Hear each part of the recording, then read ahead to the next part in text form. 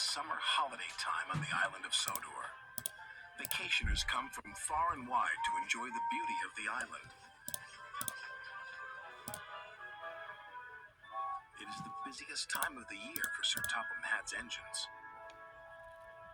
Thomas was excited. Sir Topham Hatt had sent him to pick up a special to deliver to Dry-Aw Airfield. "What have you got there?" tooted Percy. "A balloon," replied Thomas. "A party balloon?" asked Percy excitedly. "No," said Thomas. "This is a very special balloon," and he chuffed away. Soon Thomas arrived at the airfield, and hot air was puffed into the balloon.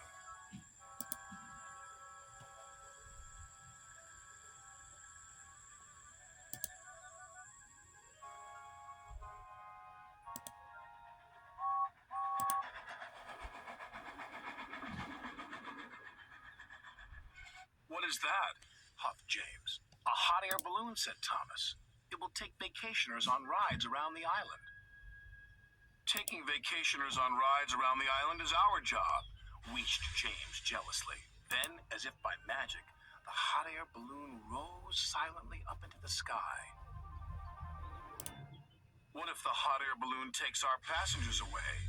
chuffed James. "What will happen to us then?"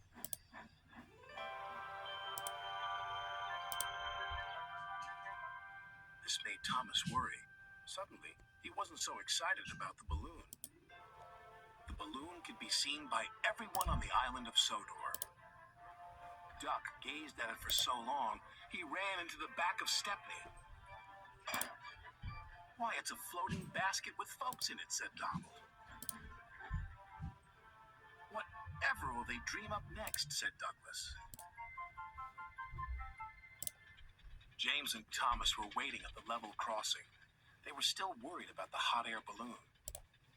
"If it takes our passengers away," chuffed Thomas, "there'll be no use for us engines." "Passengers should travel on trains," huffed James, "not in silly balloons." Then something big and round and red drifted straight towards them. "We're out of hot air!" shouted a voice. "Ah!" cried James. "What's happening?" Crash, bang, wallop with the balloon and landed right on top of James. He was so scared, he let out a huge burst of steam, which blew the balloon up again. The balloon rose into the air once more. "Well done, James," called his driver. "Your hot air did the trick." "Oh, no, James," cried Thomas. "You saved the hot air balloon." "I didn't mean to," groaned James. "Now it's sure to take our passengers."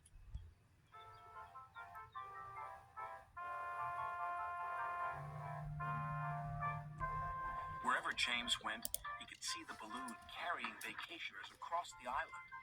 He felt he should be taking those passengers. Rails are better than hot air any day. James arrived back at the station. There were lots of people on the platform. Sir Topham Hatt was waiting too. "Well done, James." "But now the passengers will ride in the hot air balloon." Sir Topham Hatt laughed. "You're right, James," he said. "But they will need a ride home in a train." James was delighted. Sir Topham Hatt was right. The engines were busier than ever, taking vacationers to and from the airfield. Whenever James sees the red balloon, he whistles and toots. And sometimes when he's asleep at night, James dreams he can fly too, just like the red balloon.